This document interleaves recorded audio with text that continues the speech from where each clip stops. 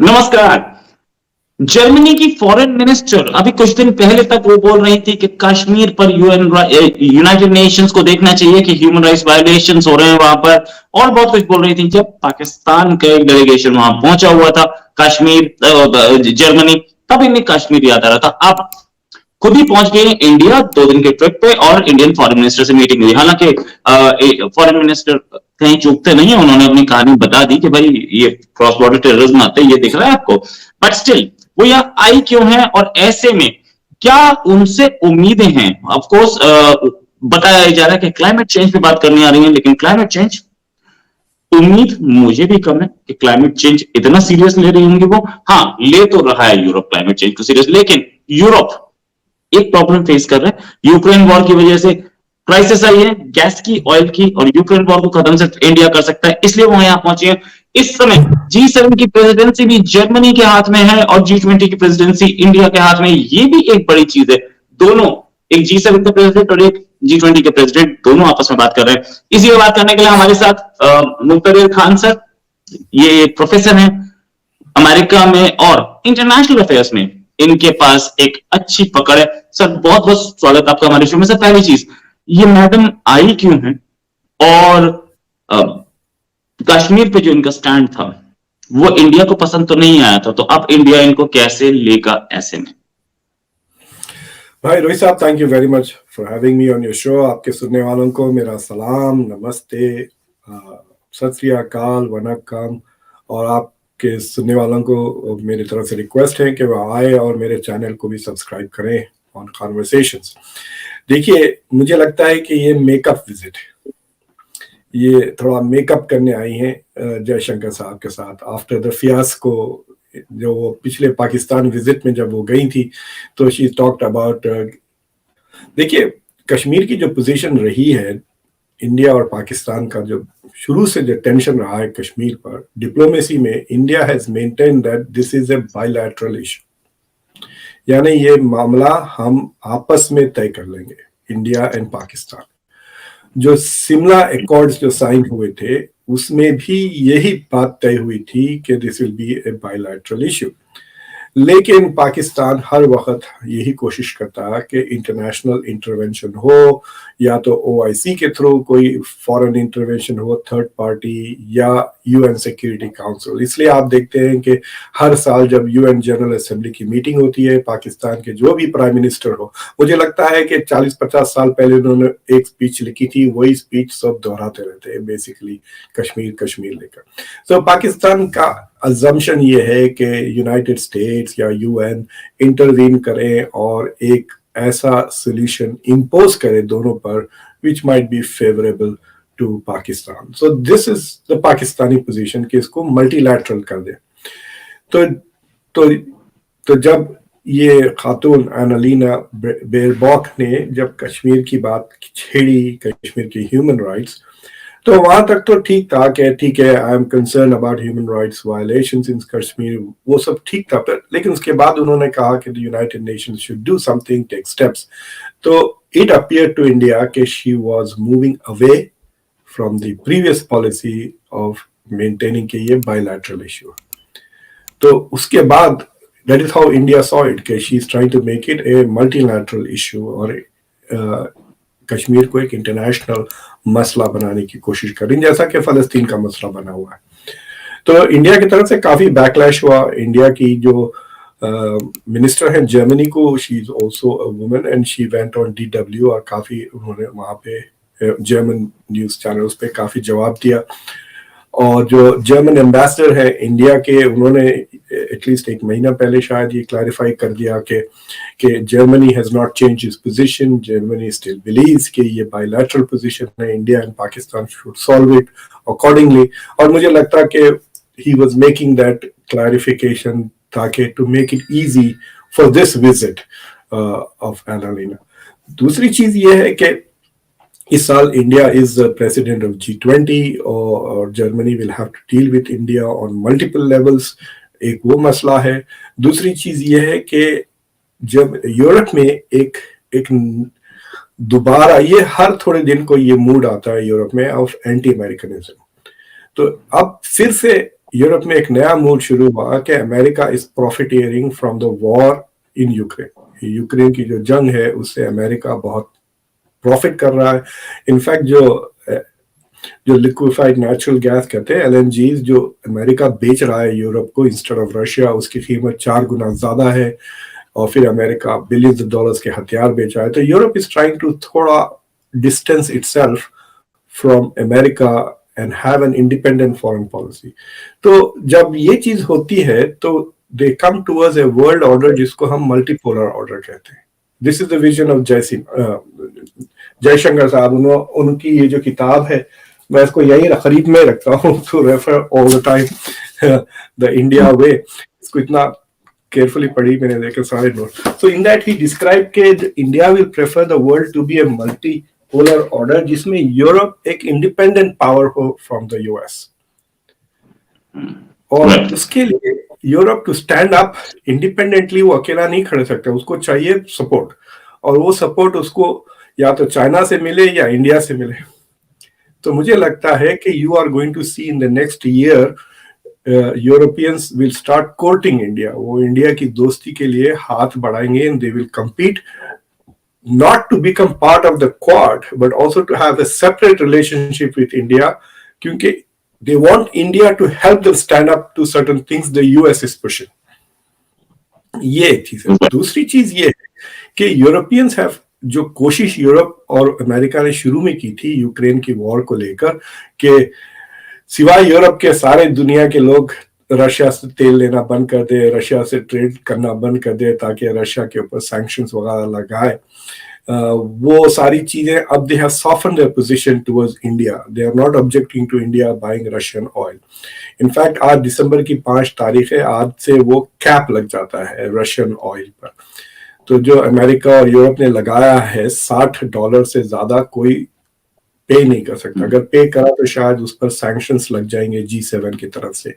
लेकिन इंडिया जो तेल खरीदता है रशिया से वो $32-33 के करीब है, यानी it is close to half, 45% of what is the cap यहाँ पे है। अमेरिका और यूरोप कह रहे हैं इससे ज्यादा आप पे ना करें।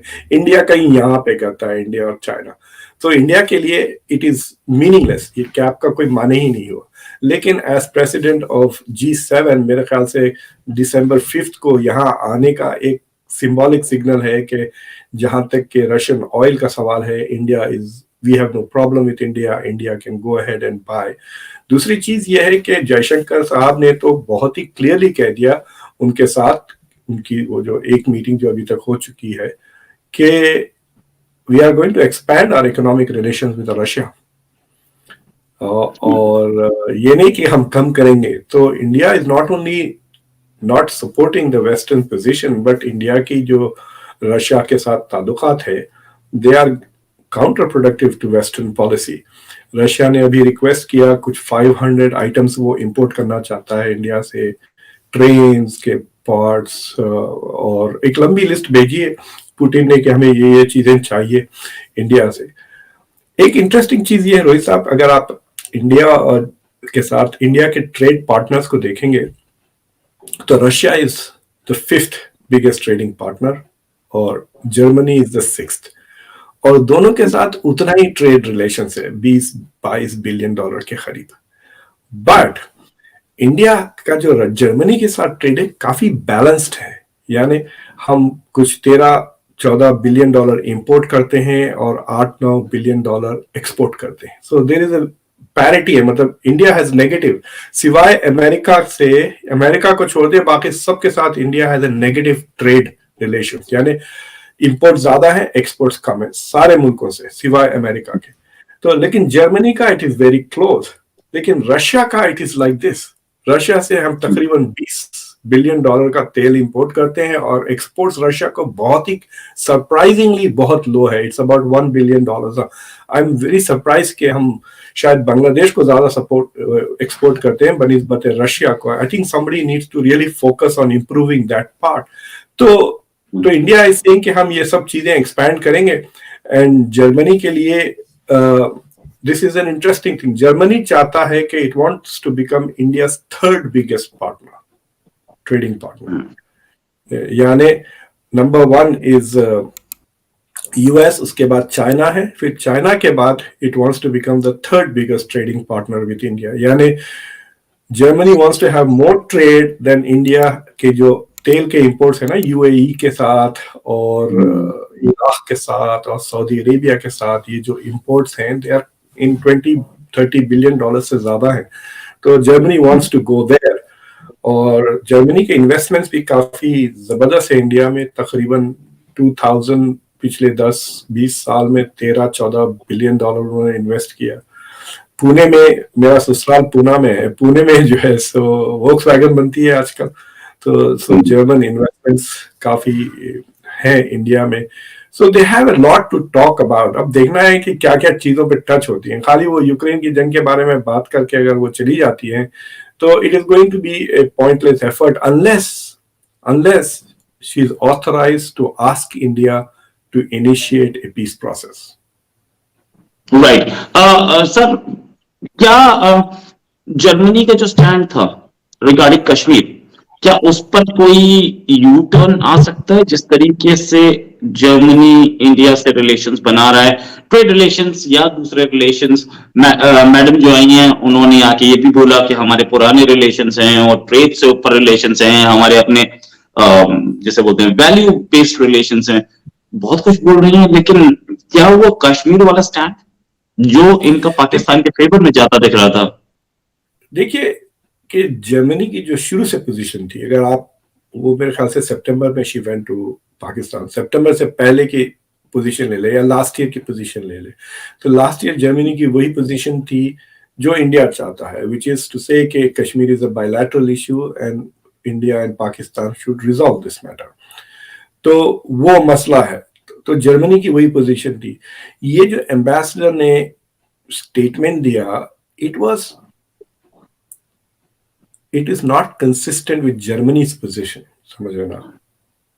तो उसने नहीं कहा कि जर्मनी की पॉलिसी अब चेंज हो गई है, उसने उसके मुंह से वो बात निकल गई। And I have a feeling कि मुसलसिल, देखिए वो काफी देर तक मुलाकात की होगी पाकिस्तानी फॉरेन मिनिस्टर भुट्टो साहब से, फिर उसके बाद किसी दूसरों से, और उसमें मुसलसिल पाकिस्तान की तरफ से लोग शिकायत करते रहेंगे कश्मीर में ह्यूमन राइट्स वायलेशन हो रहा है, कश्मीर में ये हो रहा है। तो मेरे ख्याल से उसके दिमाग में वही था और उसने फटाक से वो बगैर सोचे, विदाउट थिंकिंग, इस तरह का उसने स्टेटमेंट दे दिया just to make her host happy. ठीक है, जहां पे वो थी उनको खुश करने के लिए कह दिया विदाउट इवन रियलाइजिंग कि इसका बैकलैश हो सकता है। तो अब फिर उसके बाद से जो है सो डैमेज कंट्रोल कर रहे हैं जर्मनी की फॉरेन सर्विस वगैरह। तो I mean it shows her lack of experience as a foreign minister and lack of skill. so she has, मतलब नोट्स लिख लेना चाहिए कि like what are the red lines her visit में, कि इस विजिट में ये रेड लाइन है, ये विजिट में ये रेड लाइन है। तो मुझे लगता है कि जर्मनी की position is the same that India wants, कि but that statement was out of place, और it also gave India an opportunity to जरा जर्मनी पे धौंस मारने का, राइट। तो हम ट्रस्ट जर्मनी मिल गया कि अरे वाह तुमने मौका दे दिया, फुल टॉस दिया, मैं मारूंगा छक्का, तो वो चीज हो गया। बट अगर आप अभी रिसेंटली जो आर्टिकल प्रिंट में भी छपा है अबाउट देयर मीटिंग, उसमें साफ दिखा कि it also gave Jaishankar an opportunity कि वो डिटेल में ब्रीफ करे जर्मन फॉरेन मिनिस्टर को on the cross border terrorism का इशू। So ये चीज is very interesting, रोहित साहब. I hope we can find somebody who can speak more authoritatively. कि इंडिया पिछले, जैसा कि मुंबई में भी इससे पहले एक मीटिंग हुई थी यूएन सिक्योरिटी काउंसिल की, जिसमें Jaishankar has raised this issue. India ने G20 में जो सेकंड मोस्ट इंपॉर्टेंट क्लाइमेट के बाद जो इशू रखा है वो टेररिज्म का रखा है. सो क्या रोज ऐसी चीज हो रही है इंडिया के बॉर्डर पे? क्या रोज कोशिश की जा रही है पाकिस्तानी प्रॉक्सीज की और पाकिस्तानी मिलिट्री की कि कुछ ना कुछ इंडिया के बॉर्डर में करे या ना करे? So this is the question, and इसका मुझे आई डोंट हैव द मतलब दिस इज क्लासिफाइड इंफॉर्मेशन ना, ये मेरे पास तो नहीं है, लेकिन आई हैव अ फीलिंग कि जयशंकर ने ये सारी चीजें उनको बताया होंगे, फोटोग्राफ्स, वीडियोस, इस तरह की चीजें जो इंटेल उनके पास है हार्डकोर। तो मेरे ख्याल से it might have given India an opportunity कि वो अपनी पोजीशन जर्मनी के सामने इन्हें बेहतर manner with more clarity and more emphasis के साथ रख के उनको एक्सप्लेन कर दिया कि ये सब हो रहा है पाकिस्तान के बॉर्डर पर, और आप वो उसकी बात नहीं कर रहे हैं और आप सिर्फ ह्यूमन राइट्स की बात कर रहे हैं। That is not fair, specially from a friendly country. Right, लेकिन ये इस मीटिंग में बताया, जयशंकर साहब ने बताया, लेकिन उसके बाद कोई स्टेटमेंट हमें दिखा नहीं कि पाकिस्तान के खिलाफ कोई स्टेटमेंट हमें दिखा हो, ऐसा कुछ था नहीं। अभी तो एक विजिट और बाकी है, पूरी कंप्लीट नहीं हुई है, तो हो सकता है कि लेटर इन द विजिट आ जाए कोई statement. Let's say hope for that. But then क्या यूक्रेन वॉर में, क्योंकि एनर्जी क्राइसिस चल रही है यूरोप में और Germany is the biggest victim of the energy crisis, Nord 1 के साथ क्या हुआ वो तो सभी जान रहे हैं। क्या यूक्रेन वॉर पे भी कुछ बात हो सकती है दोनों कंट्रीज के बीच? देखिए यूक्रेन को लेकर दो चीजें हैं। एक तो ये है कि वो चाह रहे हैं कि किसी ना किसी तरह से डायलॉग शुरू हो जाए। तो जब मैक्रॉन यहाँ बाइडेन के साथ मिल रहे थे, मैक्रॉन raised the issue कि should we talk with Putin? Biden is not interested in talking. Biden के तो conditions हैं कि ये conditions हैं मेरे कि वो he agree to withdraw out of Ukraine and फिर हम उसके बाद बात करेंगे, और वो बात करेंगे तो भी about कितना पैसा लगेगा यूक्रेन को rebuild करने and how Russia is going to pay and so on. लेकिन मैक्रॉन apparently इस हफ्ते he is going to contact, लेकिन पिछले फ्राइडे को जिस दिन मैक्रॉन और बाइडेन ने इस चीज को डिस्कस किया, जर्मनी के खुद चांसलर ने खुद पुतिन से बात की अबाउट इट, और पुतिन ने तो साफ कंडीशन रख दी कि जो मैंने टेरिटरीज एनेक्स किए हैं उसको रिकॉग्नाइज कर लिए एनेक्सेशन, तो then we can talk, which is an unacceptable condition to Ukraine. तो मुझे लगता है कि Europe in a very subtle way, मतलब सटल भी नहीं कहना चाहिए, in a very shady way Ukraine के ऊपर भी दबाव डालना चाह रही है कि भाई अब आप बैक ऑफ हो जाए। यूक्रेन के जो गोल्स हैं जंग के, इनिशियली तो डिफेंड करने का था ना टेरिटरी, अब वो टेरिटरी डिफेंड नहीं करना चाह रहे। वो 2014 से पहले जो एनेक्सेशन हुए, खासतौर से क्राइमिया का, उसको भी वो वापस लेना चाह रहे हैं, डोनबास के प्रीवियस पोजीशंस को भी वापस लेना चाह रहे हैं। So they want to go to the pre 2014 map of Ukraine. तो Europe is not willing to defend that. Europe तो वो क्लियर है कि हम 2014 तक की जंग सपोर्ट करेंगे, उसके बाद we are not willing to support. But they are also trying to put indirect pressure on Ukraine के पब्लिक में मूड खराब हो रहा है, पब्लिक का मूड चेंज हो रहा है टुवर्ड्स द वॉर, खासतौर से विंटर के वजह से। अभी सर्दियां बढ़ने लगेंगी तो इट बिकम्स वेरी डिफिकल्ट। आप देखिए मैं गर्म कपड़े पहन के घर में बैठा हुआ हूँ क्योंकि बाहर 0 हो गया था। तो it is an important issue, और इनकी इकोनॉमी सारे के सारे यूरोपियन इकोनॉमीज रिसेशन में आ जाएंगे दिसंबर में, जिससे तो काफी लोगों का नुकसान होता है। फॉर एग्जांपल इंडिया के जो billions of dollars of exports जाते हैं, वो specially the non essential item, textiles for example, वो टेक्सटाइल्स थोड़ी खरीदेंगे रिसेशन के दौरान। So it's going to have an impact on the global economy. तो यूरोप के लिए और द ग्लोबल इकोनॉमी के लिए जरूरी है कि ये विंटर में यूरोप को रिसेशन में जाने से बचाया जाए, and the only way that can happen is कि ये जंग रुके, और फिर इट्स नॉट एनफ कि जंग रुके, Russian energy, Russian gas, oil सारा यूरोप में वापस उसी तरह फ्लो होना शुरू हो जाए जिस तरह वो 2019-20 में होता था, और जिसकी वजह से फिर कॉस्ट ऑफ एनर्जी नीचे आ जाए और फिर इकोनॉमिक एक्टिविटी बढ़ने लगे।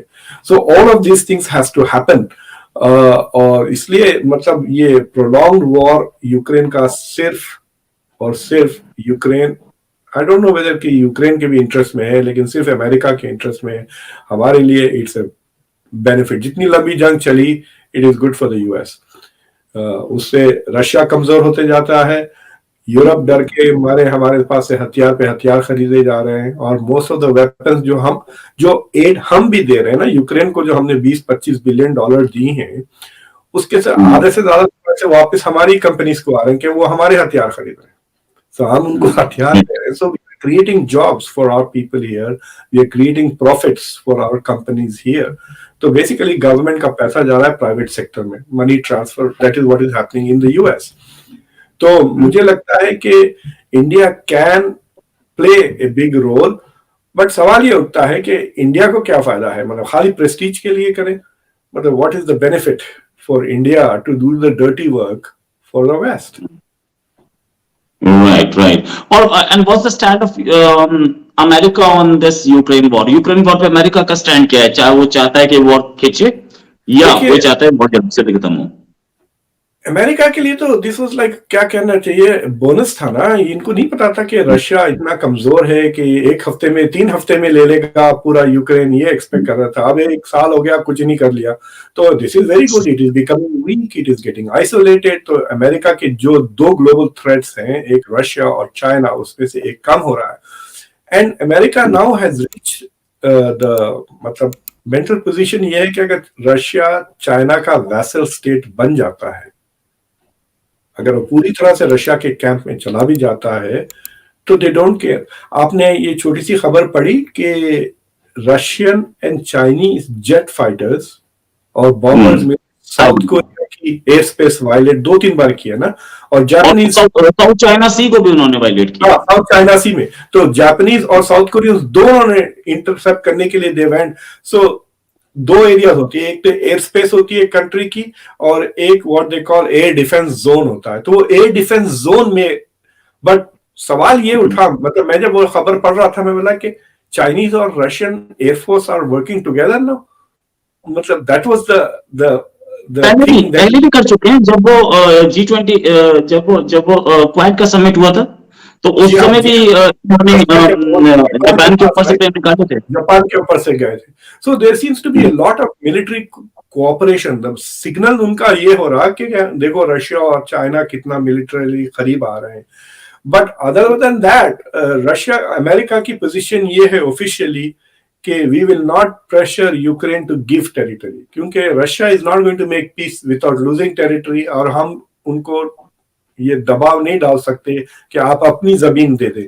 सो जैसा सेनेटर कूंस ने मेरे शो पे भी कहा, जो बाइडेन ने भी बाद में प्रेस कॉन्फ्रेंस में कहा, we will continue to support Ukraine until they fight. यहाँ पे तो वो पुराना जोक हो गया ना कि America is fighting Russia until the last Ukrainian.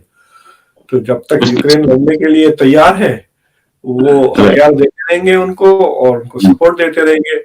और अमेरिका का उतना नुकसान नहीं हो रहा फाइनेंशियली जितना यूरोप का हो रहा है. We are not heading towards a recession. जो बात हो रही थी, we are back, the economy is booming.